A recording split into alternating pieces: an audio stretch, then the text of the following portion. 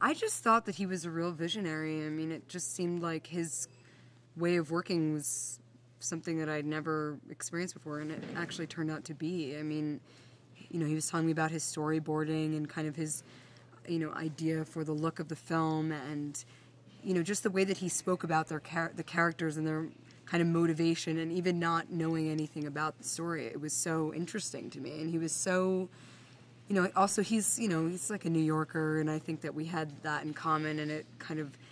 was a common bond for us in the meeting. And then Ava came in during the meeting, and like all three of us had this great meeting that was like hours long. And by the time I left there, you know, I was just kind of hyped on the project. So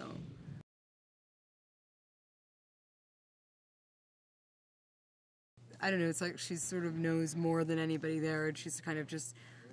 in it for the fun of it. You know, she's like this girl who's in her 20s, and she's kind of this lost soul, and she's just sort of,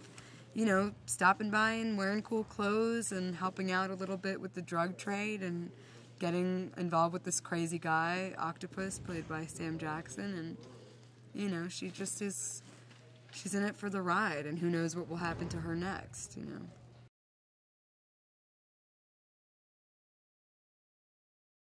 You know, Frank writes these kind of lines that are so ridiculous, and to find the comic timing and the, you know, to work that out with the other actors is really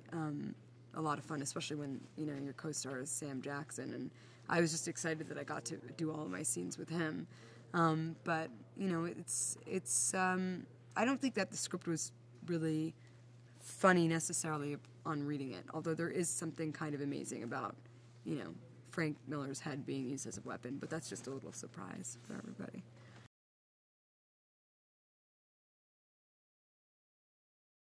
At the time when people were really putting women in that kind of domestic box, Will was writing these characters, these female characters that were real femme fatales. I mean, first of all, they looked amazing, had incredible clothing and beautiful, you know, hairstyles, and just like very glamorous and very dame, and, you know, and giving them a lot of power over Spirit. You know, of course, they, as much as they kind of were fawning over Spirit, he just couldn't resist these women, you know, and, you know, I think that's why the comics are so fun to read, is because there's a real, you know, sexiness about them that's, it's sort of reserved, and I think Frank's done a really great job at bringing all of these kinds of, you know, these really strong female characters into the film.